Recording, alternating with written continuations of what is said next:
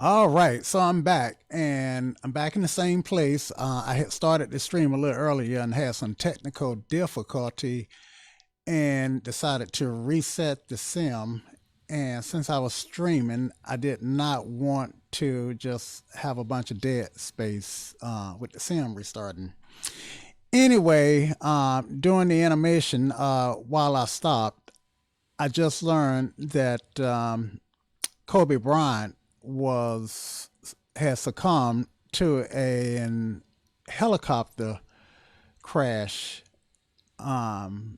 So I do want to say that my deepest, most sincerest condolences go out to him and his fans and family, his fans, friends and family.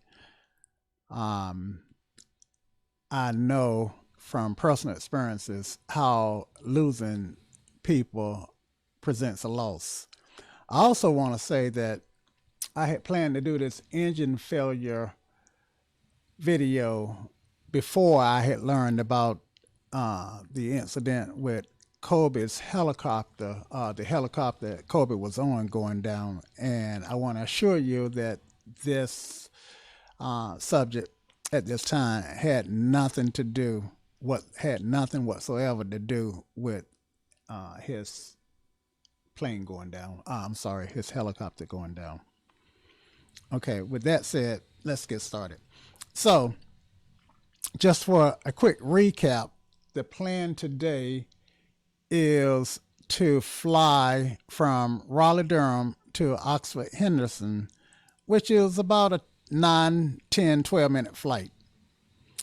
I've got the sim set so that there is a 100% chance, and I'll show you a 100% chance that the engine is going to fail within the next 60 minutes. Actually, I set it here, and I don't see it set now, which is good. So now you can see me set that. So I know it's going to fail somewhere within the first hour of flight, and it does not look like I am going to be able to recover from it. So the question is, will I be able to make this flight to Henderson without it fail or not? But more importantly, the primary reason for this flight is to be able to practice engine failures so that if the engine do fail, I can hopefully make some decisions so that I can walk away from the failure. All right. So with that said, we're gonna climb up to about I guess we're gonna climb up to about 4,000 feet for this flight. Maybe 5,000, depending on how closely we get to how quickly we start to get to the field. So with that said, if it do fail while we in cruise, I may have more time to think about what I'm going to do. I'm also am going to take a minute to review my engine failure. Okay, so engine failure start. Try to restart it. Cut the mixture off. Open the throttle. Okay, mixture off. Open throttle. And fuel pump off and fuel selector off.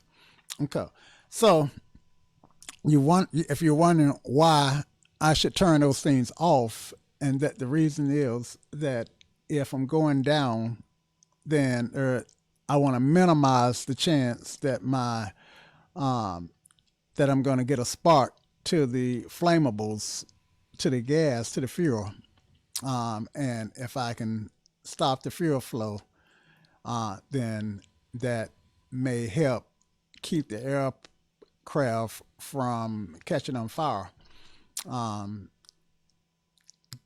depending on how I hit the ground. But the hope is that if I do go down, I can find a place to land and land relatively safely. So that's the plan in a way. Okay, so let's do this. So the first things first. First thing is let's go back and let's go back, and we got a pre-flight checklist. The only thing I'm going to check on this in the interest of time is I am going to make sure that my trim is set for takeoff, and I like to go ahead and set some flaps while I'm down here. So 1 notch of flaps. Okay, and the other thing that I want to do is make sure that my parking brake is set before I crank up, and it is. All right, so my fuel pump is, my fuel selector button is on. Turn my battery on and make sure that I got it set to the tank that has the most gas in it, and looks like my left tank has more gas in it. So I'm gonna start out on my left tank. Circuit breakers are in. They're just behind the co-pilot's yoke. Alternate air is off. Prop is full forward. That's that blue lever, and avionics is off. Fuel selector is on my desired tank left, and let's get started. So engine idle, engine throttle opens up about a 1/2 inch, and alternator on, battery master on, and fuel pump is on. Mixture to rich.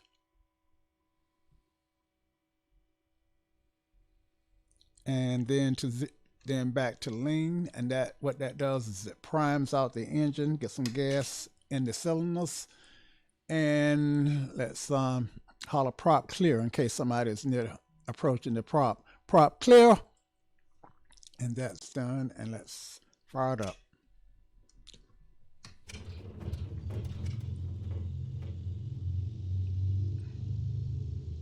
Okay, go ahead and add the mixture to full rich, and I got a good start. Okay, max are set on both, and throttles adjusted to where I need it to be. Oil pressure is up, and I've checked off everything on the engine start. Okay, so for taxiing, clear left, and let's see, and clear right.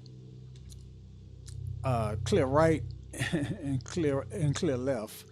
I was absent the day they taught left and right in school. Okay, let's release the parking brake and check our steering and our brakes. They all seem to be working as expected. Okay, so our ground check will check just before we get on the runway, and we'll go through an abbreviated version of this ground check. Okay, so let's turn our avionics on. And let's get the weather for Raleigh-Durham. And that's, I always use COM2 for automated stuff, just my preference. And that's 123.8. And turn that radio on. Sierra. Let me turn my sound up on the radio just a little.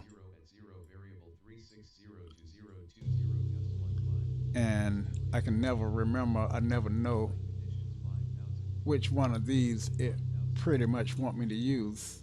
Raleigh-Durham INTL information. Now that's too loud. 1900 Zulu weather. Wind shear alert. Wind shear. Wind 010 at 0 variable 360 to 020 gust 15. Visibility more than 10. So Sky winds are conditions variable. 5,000 few, 25,000 few, temperature 11, dew point -1. Altimeter 2993. 2993. Arriving runways 05 left, 05. 05 right, Make some notes here. 32. Departing runways 05 left, 05 right, 32. Advise on initial contact you have Sierra. Sierra. I want to hear these winds again.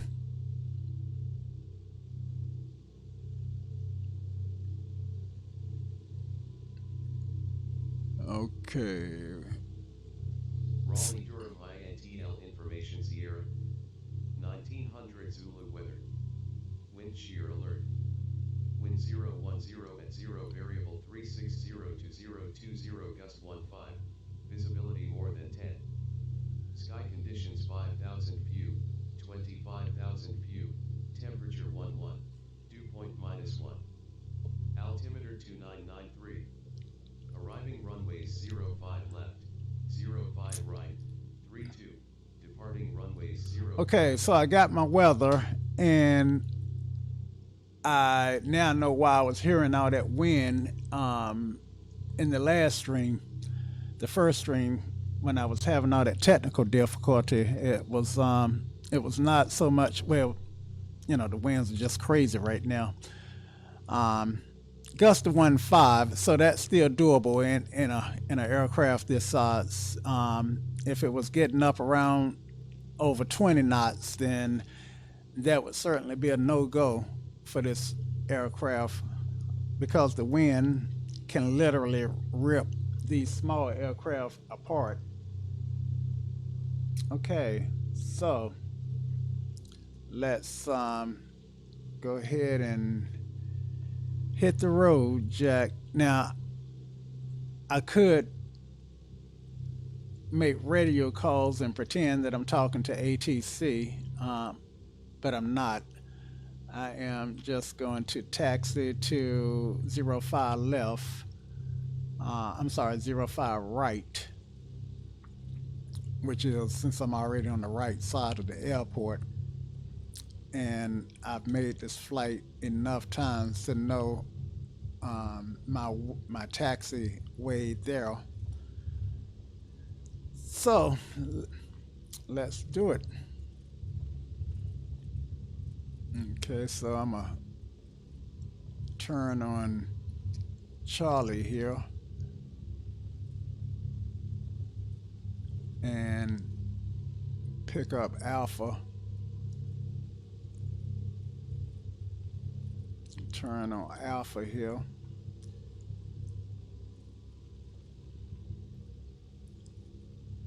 And I am going to take Alpha to the end of the runway. I mean, the end of the taxiway. Okay, so I am taxiing a lot faster than I should be. And I'm not trying to beat the clock. I'm just trying to keep the stream and the video going. I guess I could slow down. In reality, you probably wouldn't want to taxi any more than 12 at 12 knots. I know as a student pilot, the CFIs wouldn't let us taxi any faster than a brisk walk. So as a student pilot, the taxi was 3 to 5 miles per hour. Now, that might not sound like a fast pace, but the runway on the other side is 10,000 feet, and that's almost 2 miles. A mile is 5,200 feet, give or take a few miles, and 10,000 feet is probably about 1,200 feet. Not in Twittenser. But it's only a few. It's not much shorter than a few miles. I'm not going to do the math. I I was absent that day. They taught us how to calculate the footage of a runway, or the difference between the runway and the footage. All right, so I am getting up here. I see the windsock, and let's just get the windsock in view. And I'm actually gonna stop and look at this windsock for a minute because I want to see what it's doing.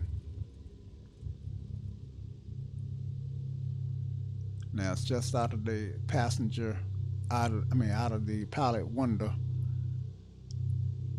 and see how it's kind of blowing and the gusts don't look too bad right now. And just for the record, I do have on real world weather. So the weather forecast should be really close to what's actually happening outside. Now, I am going to pull over here and do my run up. Run up is a chance to do final checks before you actually get up in the air. Because once you get up in the air and something happens, there's very little you can do about it, especially if you can catch it while you're on the ground. So I do want to follow my checklist.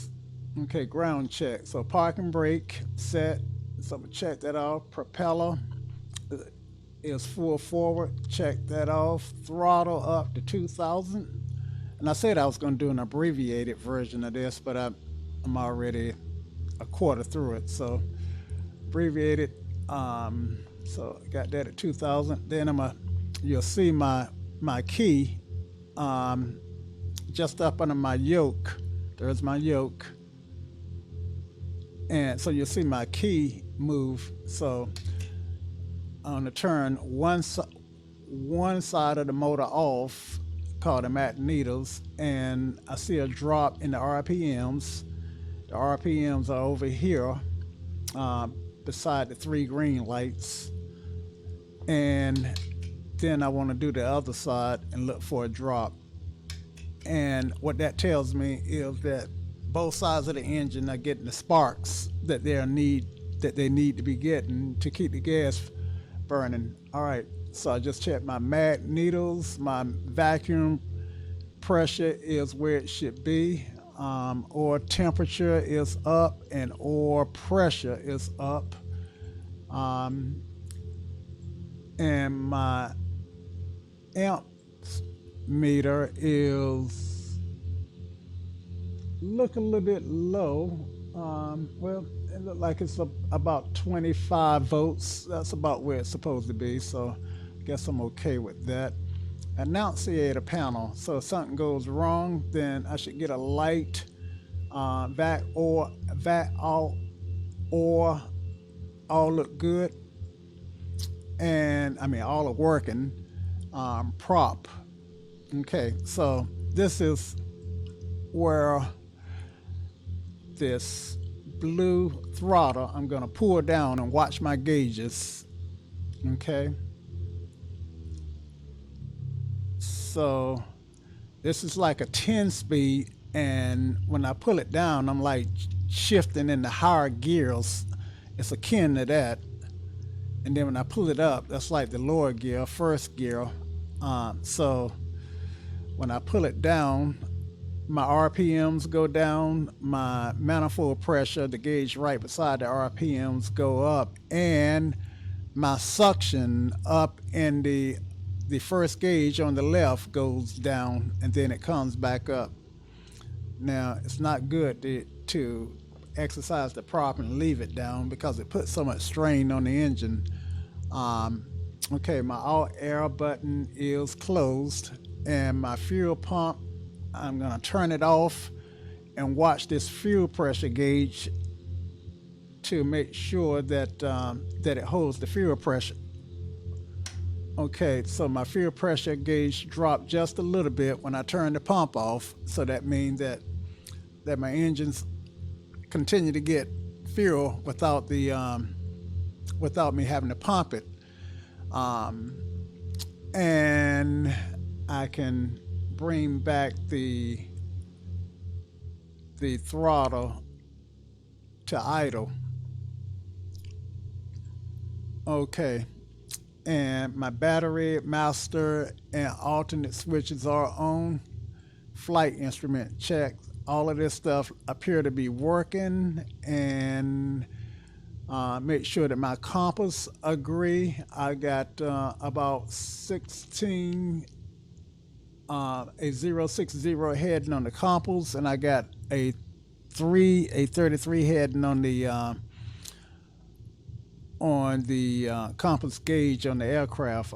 The name of that gauge for some reason eludes me. I got to remember what my 6-pack gauges are. Okay, so I'm about right here. Actually, I'm on the other side of the 15. Okay, about right there. It's about where I'm at on my gauge. Yep. All right. So let's check some stuff out. Of mixture is 4. Prop is set. 4 flaps.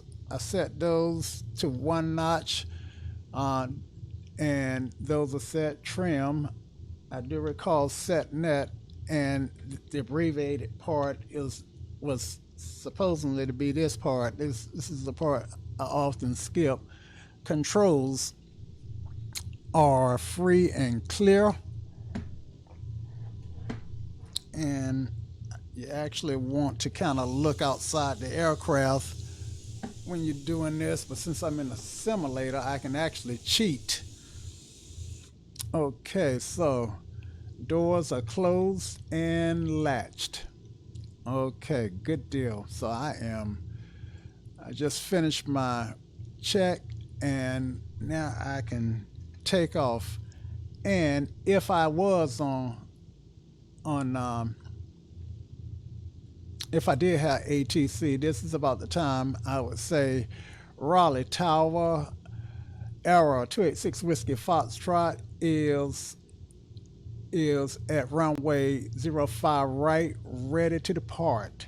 And I will wait for them to say clear for takeoff, and I would have to repeat that back along with the runway that I'm taking off on. Arrow 286 Whiskey Foxtrot is clear for takeoff, runway 5 left. And let's get out of here. Oh, one thing I forgot to do is set my my direct path to Henderson. So let me do that right quick while I'm getting on the runway. And this is not recommended at home. Oxford-Henderson, and I think it was in and then X here. I did not write down the call sign. Well, we get it in the air. Okay, so whoops, still forgetting something. All right, so final check. Lights. So we want to turn on our landing lights, strobe lights, and our beacon should already been on. Camera is our transponder. Want to make sure that we're broadcasting. And action. Check that compass, and we're good to go. Action. For power.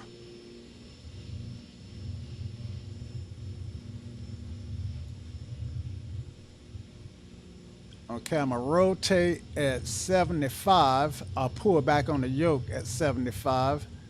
So I'm at 70 now. 75, rotate. positive rate, gear up. FSE flight not started. So I'm raising my landing gear, and I can tell it is windy because the aircraft is just buffeting, which,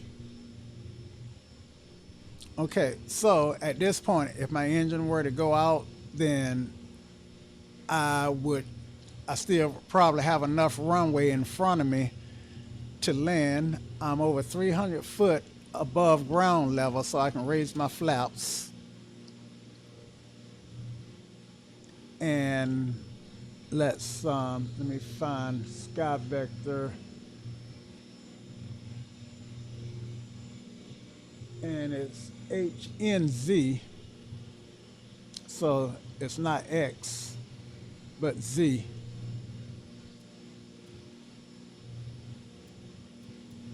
Zulu. There we go. And enter that and activate it. Okay. So look like we can do a straight out departure here. And my plan is to climb to 4,000. I think I mentioned that earlier. So I am going to leave my engine at 4 throttle. Now, this aircraft is the turbo version, so I do get this yellow light, which is a caution that my engine is actually over boosted, or I don't want that yellow light to stay on for a long period of time. So that's kind of a caution light rather than a red light. So, and I can get rid of my map here. We all see what's going on there. And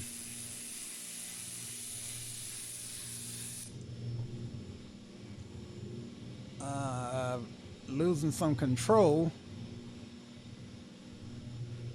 and I'm not sure why I'm losing control, but that's okay. And I'm gonna turn my yoke on so that you can see what I'm actually doing to maintain control.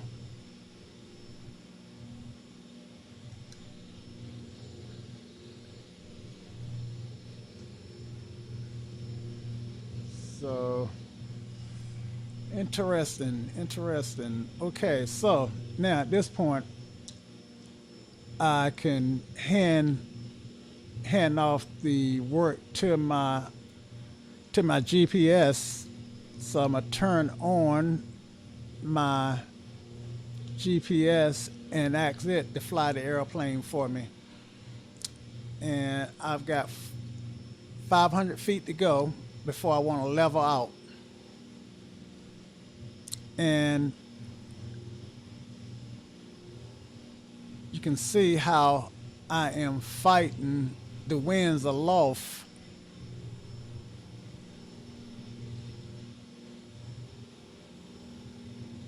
So I'm at 4,000, so I'm gonna take control of the aircraft and try to get it trimmed out.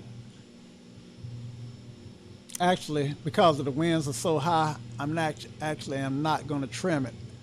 What I'm going to do is turn the autopilot back on and turn on a system called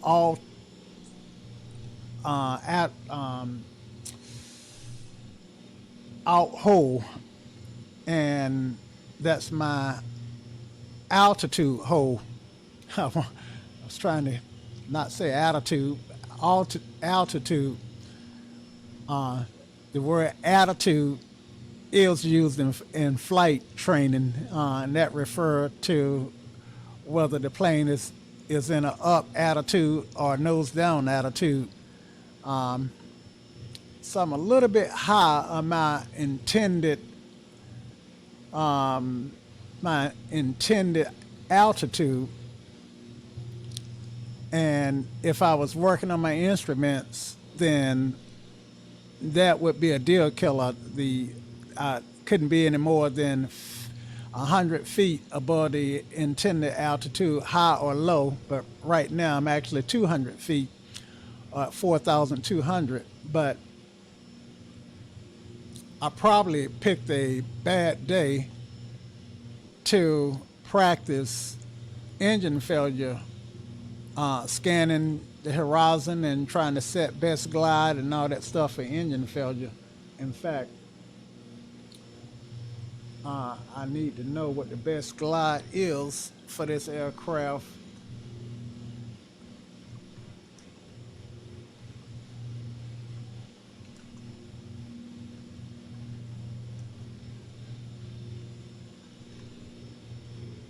And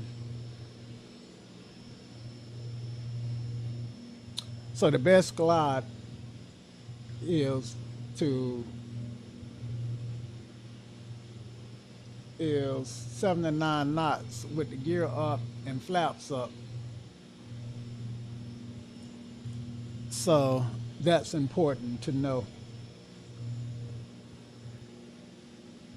And for those who would fly, now you can get an appreciation of how important it is to know some things by heart, because in the event of an engine outage and trying to determine what the manufacturer decide you should aim for to get to be able to cover the most distance, it's hard to manage all the stuff during an emergency that you need to manage and try to look that up in your pilot's handbook. The FAA do require that the pilot handbook be on board for each and every flight that a pilot take. So this aircraft wasn't actually a model with the pilot handbook showing, but a lot of aircraft are modeled with the pilot handbook showing. But as long as we are airborne, and right now the biggest thing that we are doing is fighting the winds, and you can see how the winds aloft are buffeting and causing all this turbulence. And in real life, this would be a turbulent flight. Okay, so I'm at cruise, been at cruise for a while, so let's do my cruise chat list.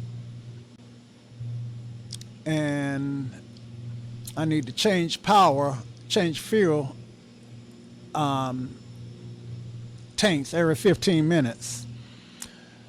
On a low-wing aircraft, the fuel is not gravity fed to the motor, so it has to be pumped to the motor. Therefore, it's up to the pilot to manage the pumps. Now, some of the more sophisticated aircraft, and of course expensive, have systems that automatically can change from fuel pump to fuel pump every few minutes for you. This aircraft does not have that capability. However, the developer of this aircraft did model that in, so I could have put the fuel on auto fuel. Okay, so I see my airport on the GPS coming in the sight. Looks like it's 16 miles away. I'm at 4,000 feet, so I can start a descent here. And to be honest with you, with these winds, it's going to be hard enough to land with full engine power. So at this point, I'm actually hoping that my engines don't fail. And again, the whole point of this exercise is in the case uh, in the case of an engine failure to kind of know what to do to survive it, to follow some recommended procedures, and of course, one of the things that you always want to do is start scanning the horizon and looking for a clearing to land. Mostly all I got below me are trees. However, I do see roads down there, and oftentimes I can land on a road. Now, I do know that Interstate 85 ought to be down there somewhere, which is a relatively high, not high, a relatively wide road without a lot of power lines to contend with. Okay, so let me pull back on my speed a little, see if I can't pull back on the throttle and see if I can't cause the aircraft to lose a little bit more altitude a little faster. Because at this point, I'm only just over 10 miles from the airport. So I am going to trim down a little bit and point my nose to the ground. And I also need to get the weather for the airport that I'm landing at. The radio frequency is 118.625. So let me get that dialed in. And we'll listen to the weather for the Oxford weather. arrival airport. 280 and 5 gust 15. Visibility more than 10. Sky clear. Temperature 9. Dew point -2. Altimeter 2991. Okay, got it. So the winds are 280 at 5, gusting to 15 at 5 knots, gusting to 15 knots. And the altimeter is 2991. So let's go ahead and get that set so we would know, so that we would have our airport elevation set correct. The elevation of the airport is at 526 feet. Now, I think I see the airport out there. Actually, I see the town of, I think, is that Oxford or Henderson? I'm not real sure. That is Henderson. Let's see. Yeah, I'm sorry, that's Oxford. So I see the town of Oxford. And yeah, Oxford has the lake. Yep. And I see the airport way up here. So that's our destination. Yep. Okay. The winds are at 280, and I need to find what runways are available. And the runways, I want to land into the wind. I'm still looking for the runways. They got runway 6 and runway 24. So 24 would be the runway that I want, because that would put us more into the wind than any other runway. Let's see if we can get out and look for the, see if we see the airport again. And yeah, I still see it up there. So I'm actually 5 miles from the airport, but I want to stay at least 1,500 feet. And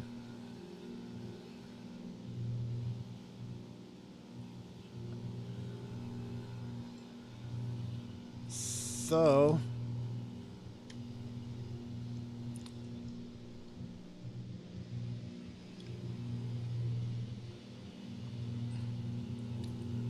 and with the winds fighting me every inch of the way, you can see how tough it is to maintain straight flight.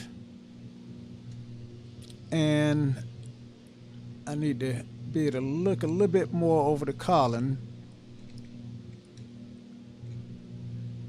And then I need to get my airport back in sight. Okay. And I think that's it. Outside the window, there it is. There's a building. So the runway that I want to land at is, let's see, if you can see the runway, it's not the runway closer to me. I actually want to fly past the runway and then do a U-turn and then land. So there's a procedure for entering in the airport like this called pattern, and I'm going to go ahead and make the call. Oxford-Henderson traffic, error 286 Whiskey Foxtrot is a mile and a half on the 45 left entry for a left downwind, runway 24, Oxford. Okay. So there's my call. I'm gonna hold my speed and altitude at about 1500. Oxford-Henderson traffic, Arrow 286 Whiskey Foxtrot is on left downwind for runway 24, full stop, Oxford. Okay. So I am on downwind. I'm about a mile from the airport at this point, flying parallel with it, struggling to keep control of the aircraft and all of this buffeting wind. Okay, so right now I've got a tailwind. My ground speed is 137 knots, so now I can pull back my power and slow the aircraft down. And I'm at 100 knots. That's about where I want to be. I'm gonna go ahead and drop some flaps, trim it a little bit, and turn to base. Oxford-Henderson traffic, error 286 Whiskey Foxtrot is turning left base, runway 24, Oxford-Henderson. So now that I'm turning left base, I want to get the runway in sight. I see it in sight, kind of get a judge where I need to be to line up for final. And there's a patch that I want to fly over for final.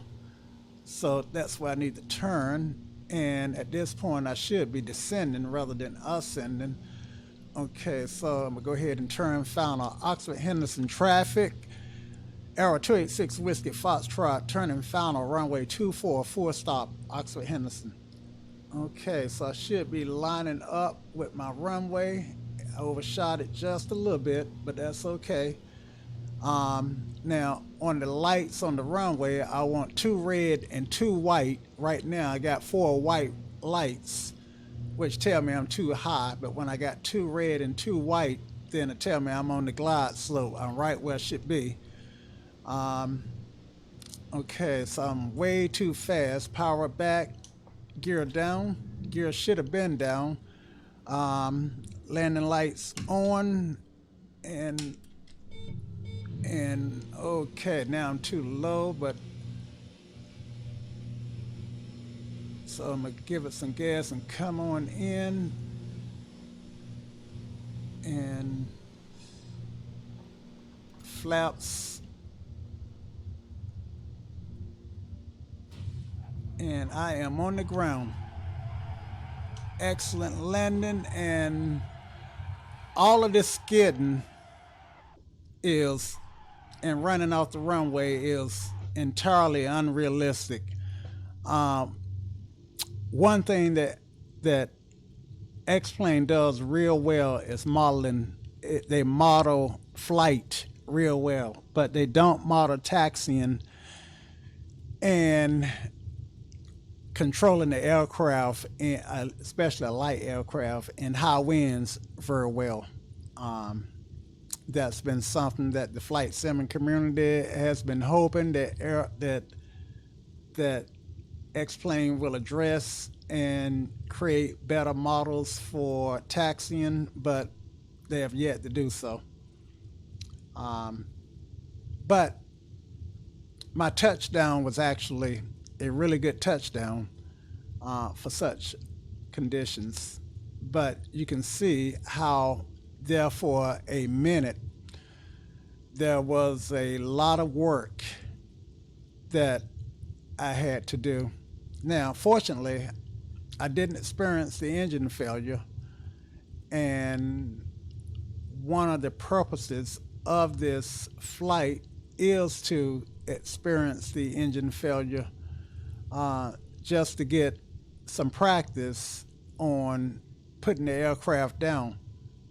Oxford-Henderson traffic, Arrow 286 Whiskey Foxtrot, it's clear the runway, Oxford. So I want to make that call for other pilots who may be planning to land at the airport. It's it's all about being seen and heard. Not just being seen, but when you flying at these untowered airports, it's real important to make those calls and be heard so that other pilots can have an idea, keep in perspective exactly what I'm doing, and I can have a perspective about what other pilots may be doing. Now, look at that windsock over there. Um, so, looks like, based on the windsock, looks like I probably would have did better to land on the other runway, runway 6, but the ADAS told me that the winds were 280 at 5, gusting to 15. So the windsock in my ADAS is automatic. ADAS stands for Automatic Terminal Information System, which Automated Terminal Information Systems, which is where I can pick up automated weather from. And actually I got AWOS, which is Automated Weather Observation System. Anyway, so I made it here, and just for the sake of it, let's go ahead and fly back to RDU. So let's go ahead and do a direct to. And I tell you what, just to make it interesting, we're not even going to use the GPS to fly back. We're going to use a different navigation system called VOR, which is a ground station at RDU, and we're going to point the plane in the direction of that ground station and fly towards it. So the frequency is 117.8, I do believe. Or maybe it's 117.2. Let's try 0.2. Yep, there it is, 117.2. All right. So this gauge next to this red button is called my OBS, which stands for OBS, omnidirectional. I'm getting it mixed up with CDI, but I can't think of the name of it. It eludes me. Um, omnidirectional system, OBS, but the B omnibearing system. Yeah, that's what it is. Because back in the old days, pilots used to fly, say, used to use bearings. I think that came from the shipping industry. Okay, so the the little triangle lets me know whether I'm flying to the station or from the station. And right now, it's set from the station. So I'm going to spin this guy. And actually, right now, it's picking up something, but not enough to be able to give me a heading. So I'm going to have to get airborne before I can get the heading.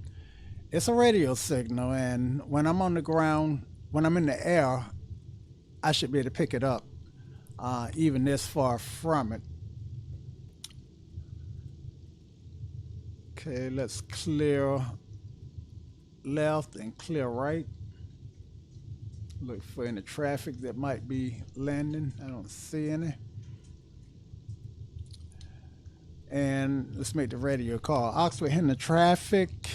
Error 286 Whiskey Foxtrot is inbound for, it's taking off runway 24, departing straight out Oxford-Henderson.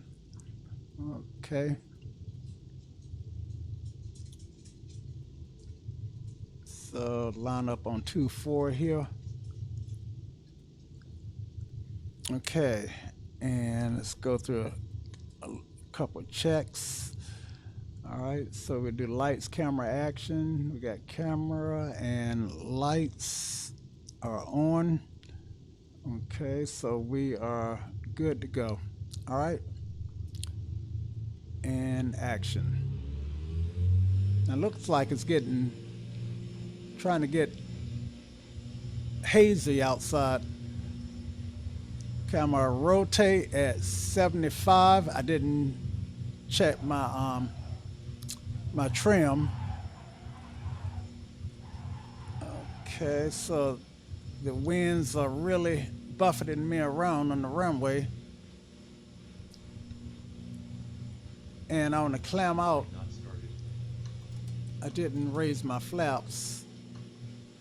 Okay, so I'm going to climb out at 79.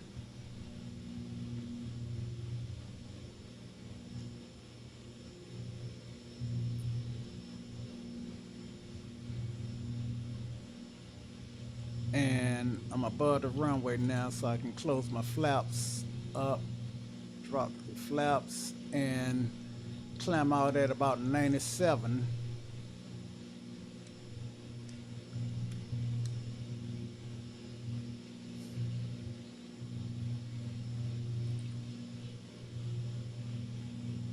Okay, so I'm tracking that. So now you see that I'm picking up that VO aura, and if I swing that around, why is it not changing? Okay, let me trim it up, and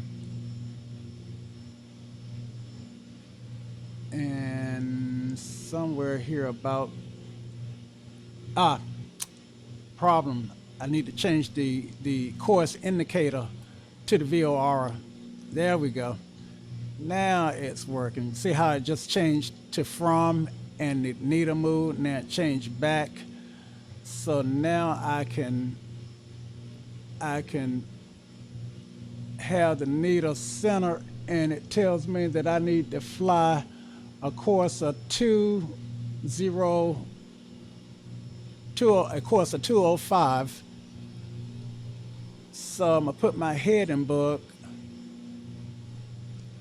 on in the direction that I want to fly, and turn my autopilot to heading,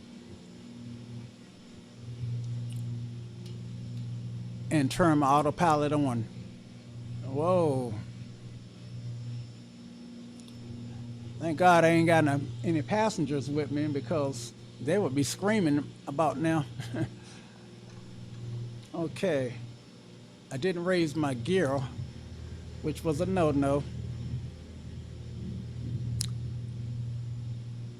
I keep saying that I'm gonna start using checklists with every single flight, but I have yet to actually make that a reality. Okay, so right now, with these winds, I'm trying to keep control of the aircraft so that autopilot back on because it came off, and I'm not actually gonna fly with the wrong button. I'm not actually gonna fly with with the GPS, and we're gonna fly back up to 4,000 feet. 4,000 feet is not really well. I tell you what, VFR rules dictate that if I'm flying easterly, I fly at a odd number, and if I'm flying westerly, I fly the even number. I believe that Raleigh-Durham is west of the airport, so I'm gonna fly at 4,500. Now, with VFR, you always fly at something 500, whether it's 4,500, 5,500. What determines whether you fly at 4,500 or 5,500 or 6,500, depending on which direction you're going in. So if I'm going westerly, then I want 4,500, 6,500, 8,500. If I'm flying easterly, I want 5,500 or 7,500, 9,500, and thereabout. That helps maintain separation of aircraft that might cross each other paths. If I'm flying east and you're flying west and we're on a course to collide, and for some reason we don't see each other, at least we'll pass each other safely if we're both observing VFR rules. Make sense? Okay, so 500 feet to go, and I am going to pull back my throttle and turn my overboost off and continue my climb for the last little bit.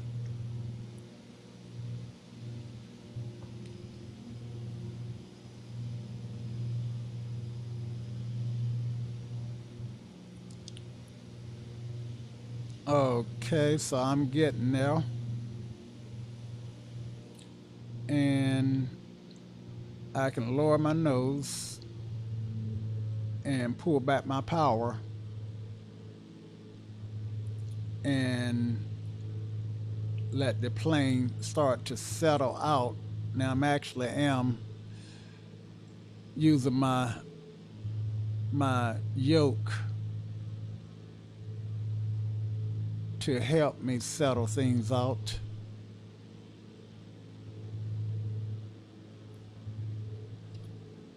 And the air feels a lot smoother now than it did a few minutes ago.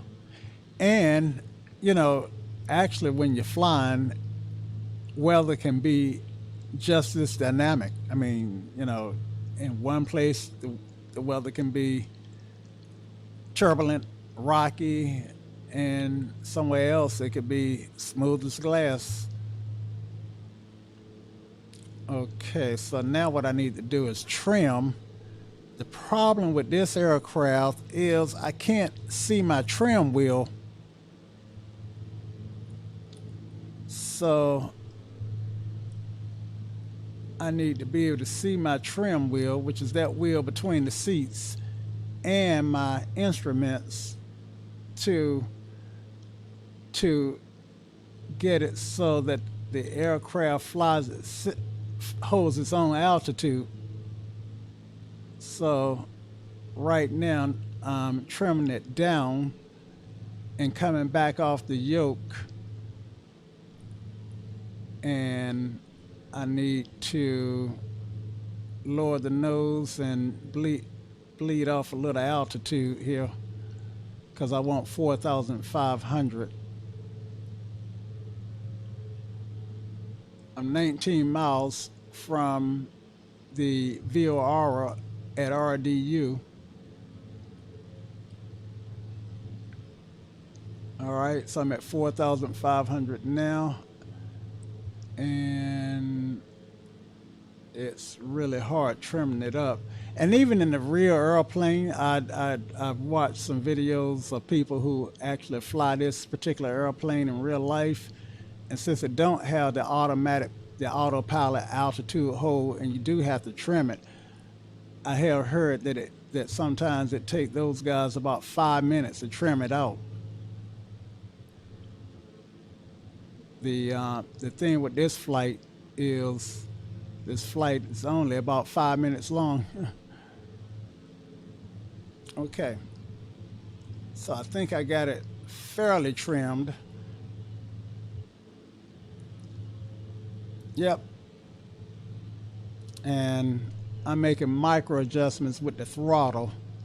So if the VSI, the vertical speed indicator, which is this button here, starts to go down, I can give it a little bit more throttle, and that should raise the nose a little bit. And if it starts to go up too high, I can pull back on the throttle, so I can do the final micro adjustments with the trim. And I don't have my chat open, so if any of you guys have tried to do chat with me, I have completely missed it. And part of the beauty of live streaming is the ability to do chat.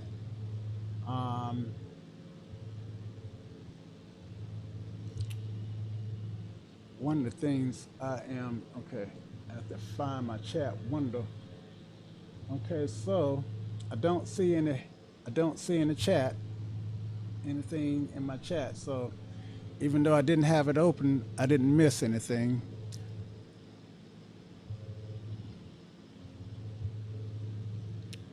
So I'm 14 miles from the field, and the reason I know, I'm looking at what's called the distance measuring equipment, and I'm looking specifically at this box here, and this number is my kilometers from the field at RDU, and I know that the station that's transmitting from is right in the middle of the field at RDU, right in the middle of the airport.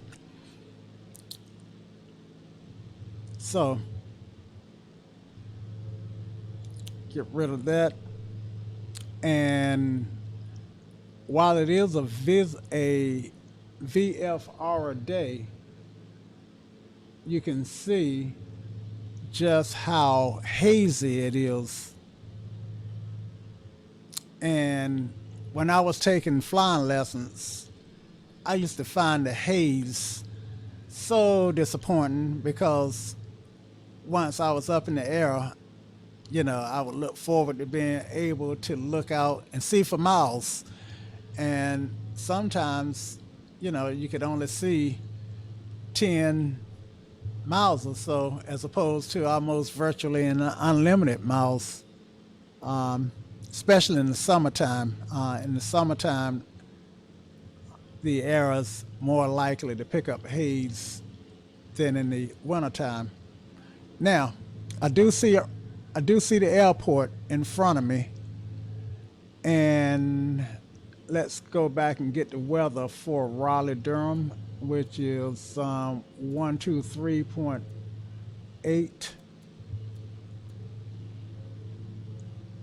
Raleigh-Durham INT Tango. 2000 Zulu weather. Wind 280 at 10. Visibility more than 10. Sky conditions 5000 few. 25,000 few. Temperature 12. Dew point -1. Altimeter 2992. Arriving runways 23 right. 23 left. 32. Departing runways 23 right. 23 left. 32. Advise on initial contact you have Tango. Okay, I got Tango, and the runways that are active for me are going to be 2-3 right. Now I'm 8 miles out, and I'm at 4,000, so I'm really high. I got to struggle to get down. So I am going to disable my autopilot and hand fly it on in. All right. So I am far enough back now to go ahead and do my landing pre-landing checklist, which is glumps, which is gas on my gas on the fullest tank, which is going to be this left tank. Also, I want my fuel pump turned on. Fuel pump is on. I want my landing lights on. Lights are on. And undercarriage and mixture and props 4. Okay, so I want to start slowing the aircraft down while I lose altitude. So I'm gonna pull my power back. Even though the sound of my engine sped up, the aircraft is in fact slowing down because I got the throttle back. But what caused it to speed up was changing the pitch of my propellers. It's kind of like I put it in first gear so that the engine turned faster, but the bicycle is not going any faster. It's actually going a little slower, even though I'm pedaling faster. Okay, so I am going to line up for this runway that's directly ahead of me. That's my too slow indicator, and that tells me that if I'm going that slow, I should have my gear down. But I didn't mean to slow up that much. Okay, I'm at 1,500 feet, which is the elevation that I need to be at to land to. And at this point, I am going to go back through my landing checklist a second time. So I got glumps. I got gas check, lights check, undercarriage, which is my landing gear, is coming on, mixture and props. Okay, so I'm in landing configuration. Gear is down. 3 is in the green now. Okay, trim it and pull that power back and hold about, well, actually I'm descending still a little bit too fast. I want to descend at about 500 feet a minute. And so I'm gonna put in a notch of flaps there. That'll slow me down a little bit and make it easier to control the plane. Now, if you look at the PAPI lights on the runway, I got 2 white and 2 red, which is exactly what I want. I dipped down just a little bit too low, so let me come back up and grab another white light. So I'm almost straight and narrow. Okay, I should be back on my glide slope. Nope, still too low. So let me just give it a little power. Okay, I'm on the glide slope now, but I was getting a little bit too slow. Don't want to stall. And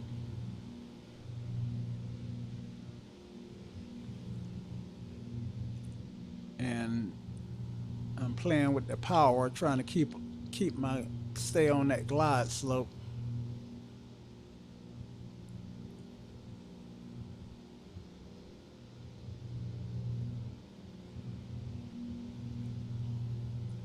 Okay, now at this point, I'm gonna disregard the glide slope, and just depend on my flying skill to bring it on in. And you can see I got this big crosswind, because if you look at my yoke, you see how much they're deflected. Okay, and try to get over that center line and power back, let it ease down. And that wasn't one of my best landings, but I'll take it.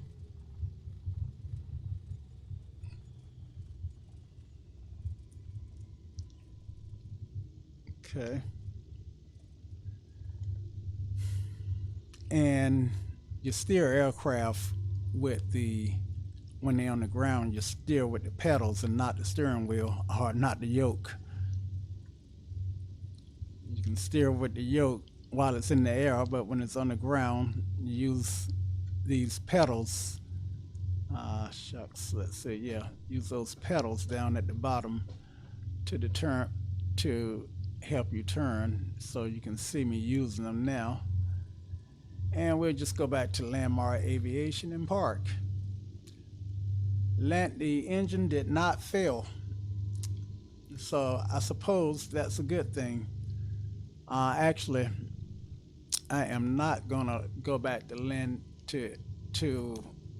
Landmark Aviation. I'm actually gonna do an intersection takeoff at this next intersection. But before I do that, I'm going to go into my settings here, customize, failures, engines, failures. Oh, it says always working. I know I set that for 60 minutes. But this time I'm gonna say fail at let's say fail at 120 knots. Okay.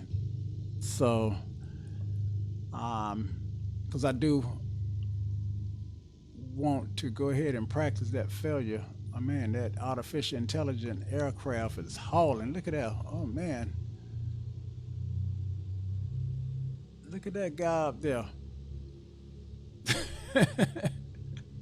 That was that guy. Oh, I wouldn't want to be on his aircraft. Okay, let me make sure nothing is landing here. Because I am, even though you're not really seeing much traffic, I'm not in the sky alone, not even in this sim. Okay, so and let me go ahead and check my trim. My trim looks fine. So let's go ahead and take off. And again, one of the purposes of this video was to practice the engine failure.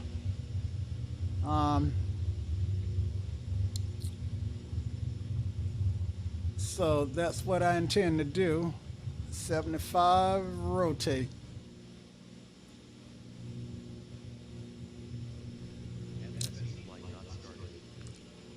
And I've got the engine, I got it set for the engine to fail once I reach a certain speed. Okay, gear up.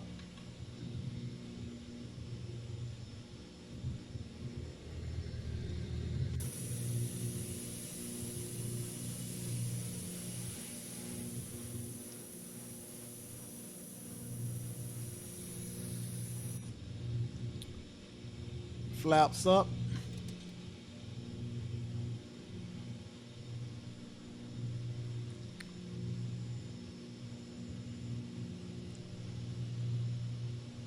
and just go ahead and continue this climb, and push the nose over a little bit, climbing a bit too fast. Don't want to stall.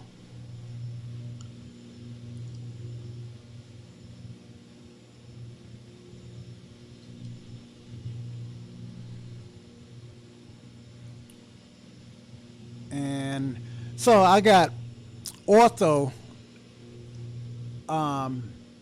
photoreal scenery installed, which is absolutely free.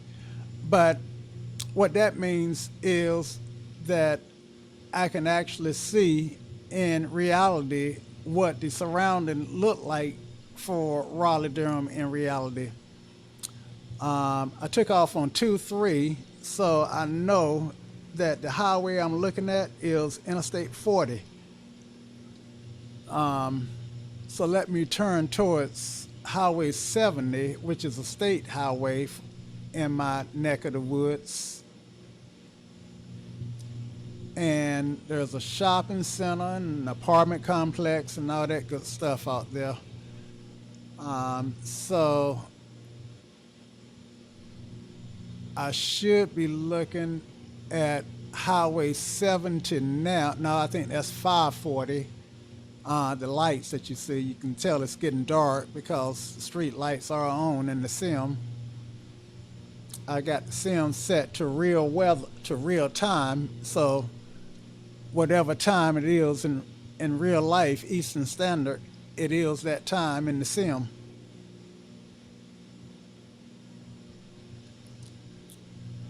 And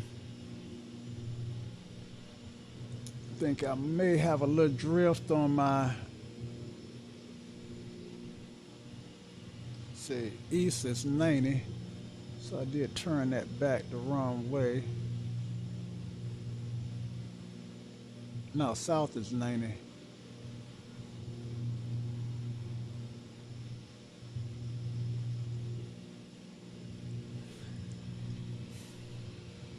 Okay, so now I'm at 3,500. And let's level out right here.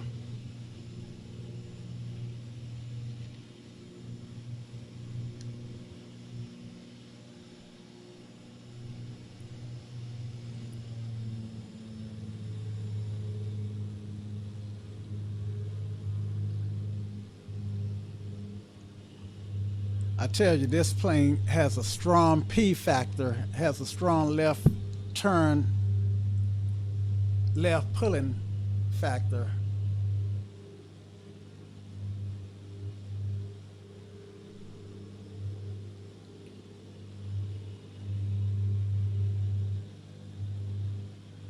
So I set for the engine to go out at 3,500. That did not, I mean, at 120 knots. And that did not happen. And let me investigate and see why. Maybe it's just not remembering the, yes, for some reason, it's just not remembering the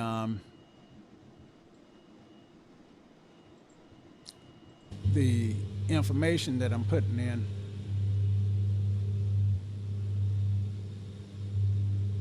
So with that said, I guess I can always do the simulated engine failure.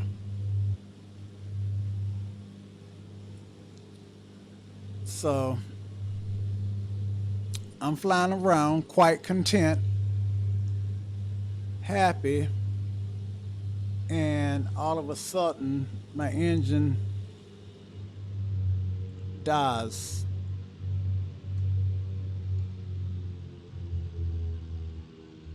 Uh-oh. So first thing I want to do is set for best glide. Best glide is 79 knots, and I'm too far from the airport to turn back, so let me focus on getting the best glide and start scanning for a place to land. Um, so I'm just up under 70 knots, but I don't want to spend too much time trying to trim it out because time is of the essence. Okay, so that's about best glide here. All right, so now I need a place to land. But first, of course, I would try to restart the aircraft, and I know I could put my mixture on and it will restart, but for the sake of this, okay, and I'm getting a little slow here.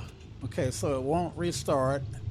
So my training says to turn off my fuel tank, my mixture. So let me turn my fuel tank off because I know I'm gonna have to ditch. Okay, then I call tower, Raleigh Tower, Arrow 286 Whiskey Foxtrot, Mayday, Mayday, Mayday, engine outage, and I'm looking for a place to settle down. I got one soul on board and I'm at 1,500. All right, so that way they would start to know where to send the emergency vehicles and get them in the queue. Okay, and my nose is too high. So the only place I'm seeing right now is this road, and I don't want to lower my flaps because I don't want to lower my speed. I want to pick my glide back up to cruise. I mean, to best glide. Okay, I got these street lights, so let's see if there's a possibility I can land in the middle. And okay, oh, so there you go, guys. I wasn't able to manage the the cars look like they're flying. I wasn't able to manage. That's because I'm in the ravine, I think. Anyway, I wasn't able to manage keeping the aircraft. Why is the highway is elevated? How about that? I wasn't able to manage keeping the aircraft under control while I tried to put her down on the highway. Also, I failed to lower my landing gear, so that would have been an issue. I didn't lower my landing gear because I didn't want to create the drag, and I meant to lower it in time enough to put it down once I got lined up with the airport. Now, one thing about the Piper Era is it's a plop airplane. It has very little glide. It's not a glider. It requires that prop pulling it forward to fly. I think if I had been in the Cessna, I would have been, or maybe even one of the smaller Pipers, I'd have been able to actually float and had a little bit more time to get established for landing on this highway. But with the Piper, without in the Piper, it's an airplane that the characteristics, the flying characteristics of the airplane causes it to drop like a rock. So just keep that in mind. Each airplane has its strengths and weaknesses, and an engine outage on this particular aircraft takes a lot of skill. Anyway, so with that said, I am going to end this stream. Hey, Sly, Have I had to fly that? Let me see. Let me read what you're saying. Um, Let me pull this over so I can see it. Have I had to fly the rear airplane? And let's see. Let me do this here.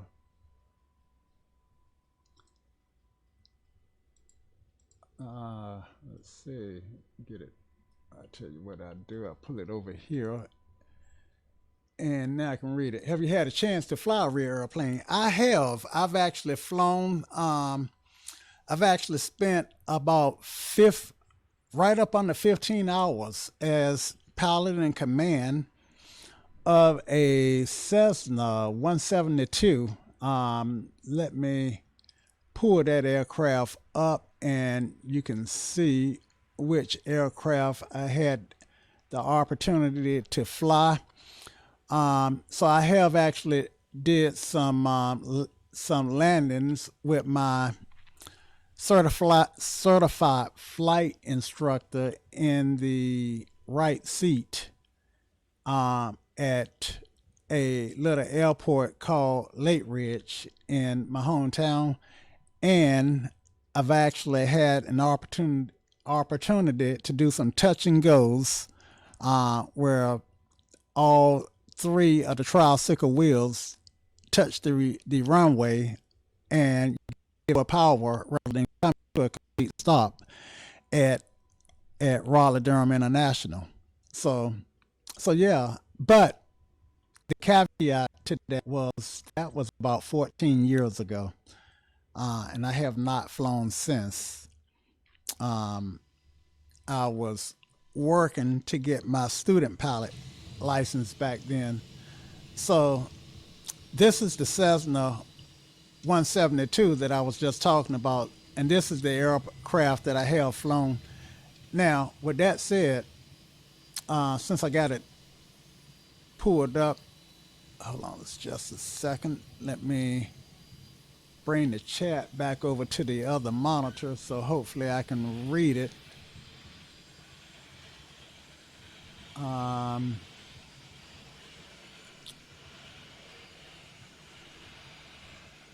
Okay, so since I've got this aircraft queued up, and let me turn the volumes down whenever they start. They always start too loud.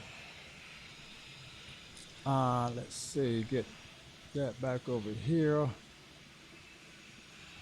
that over there, and settings, volume, interior is way up, and that's way up, environmental is way up, and they just tend to start loud like this. Don't know why. Okay, let me get in the aircraft where it ought to be a little quieter. So, and I am gonna land this one on the same airport. So battery on, fuel pump on, The engine seems ideally primed. fuel pump off. I don't want to flood it because this one will flood. Engine cold. Use less throttle during warm up. Engine is cold. Turn the heater off. And parking brake is on and set. And alternator is on. We need to turn some lights on because it is getting dark. So let's turn those lights on, and that's too much light.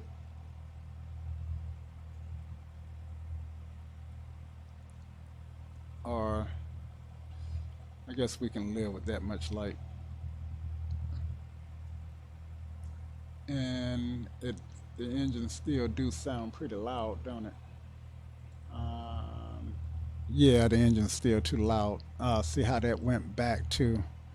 So my settings keep going back to these loud volumes in spite of where I set them.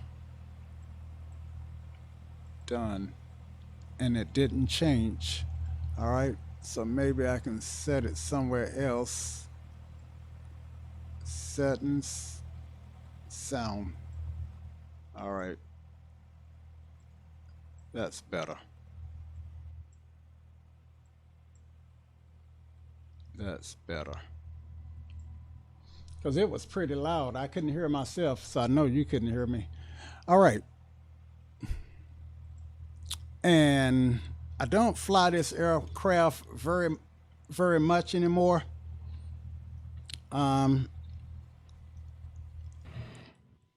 the but it's this it's a it's considered a trainer, and I am just going to get up and make an intersection takeoff. So I'm not going to spend a lot of time trying to get clearance and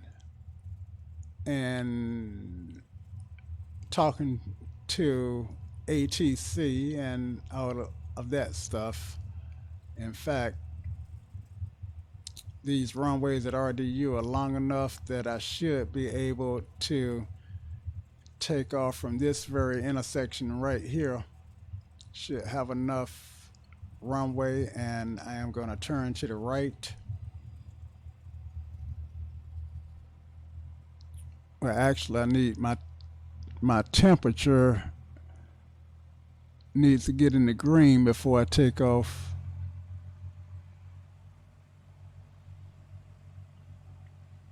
All right, it's coming up in the green now. Oil pressure look okay.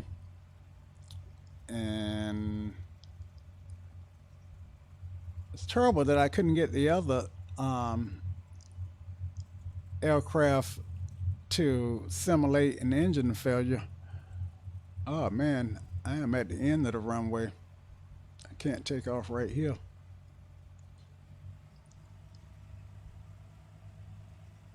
So I think I need more room than that.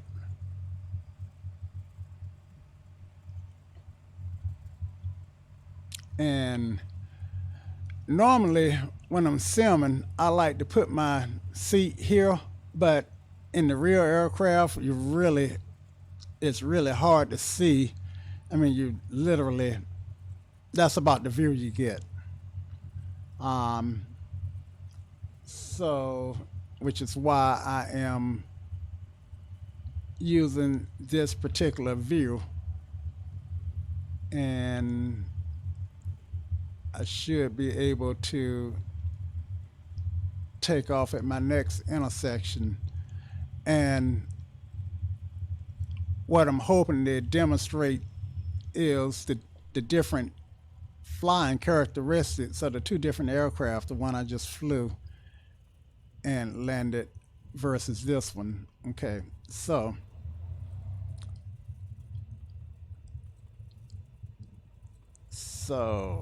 let's go flaps 10 and power 4.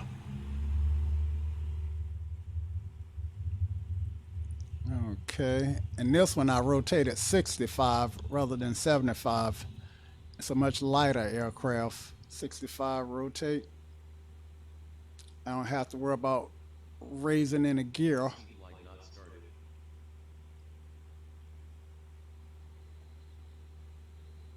And I'm not sure whether I still have you with me, Sly.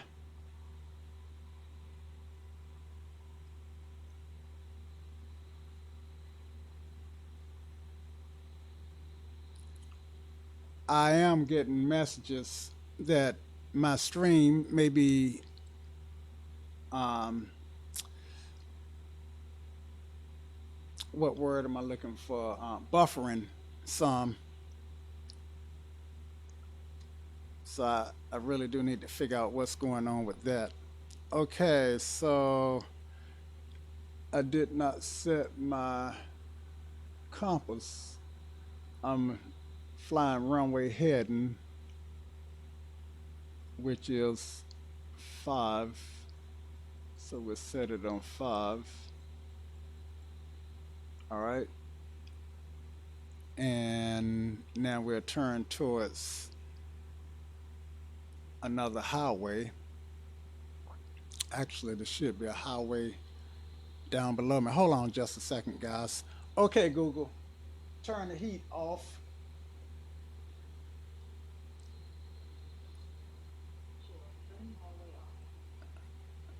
Okay. Sometimes it gets pretty warm in here when the heat gets on. Okay, so now there's a highway below us, so I'm gonna kill the engine, and I am going to pretend that I can't get it restarted.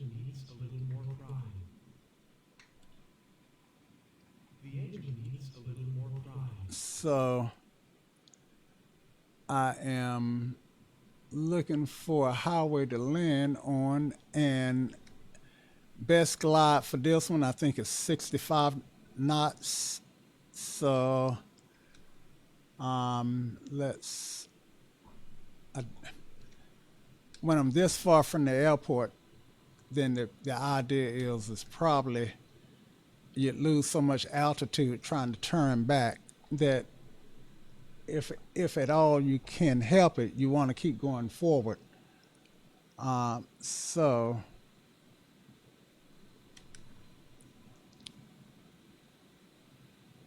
I am working on best glide, and already you should be able to tell that my glide is a lot better than my glide in the other aircraft. I mean, with the arrow, I was headed towards the ground like a rock. In fact, I almost feel like I can glide, but I don't want to land in a curve. And I see a curve coming up.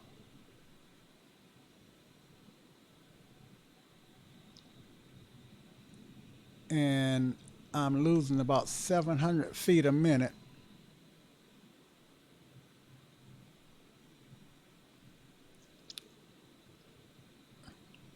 Sometimes you don't have a choice but to land in the curve. With this terrain, it's too densely populated for me to find any kind of field to land in. And okay, I got some wires to either fly up under or over. I don't want to pull the nose up, so my preference is to try to get up under them.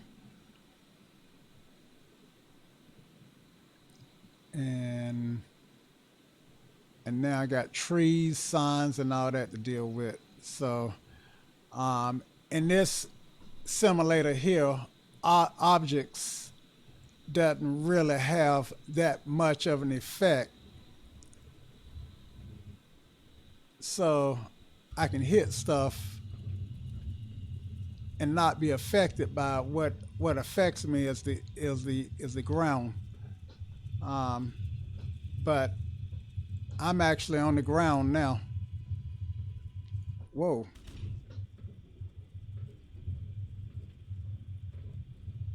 So that was a first.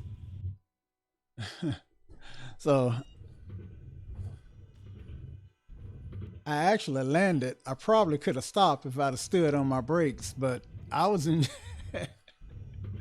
I was enjoying being on the highway, driving on the highway with the airplane. But anyway, so that would have been a landing that I'd have walked away from. You can see what it says. I did have a good landing. I sat down at 59 knots. which wasn't bad. But I so but in reality, light poles, signs, wires, and all that good stuff would have been in the way on that particular stretch of highway. Um, so anyway, the stream is going on and on. I am thoroughly enjoying myself. You could probably tell, but all good things must come to an end. So, with that, then I hope this has been as much fun for you as it has been for me. And remember, guys, a good pilot is always learning.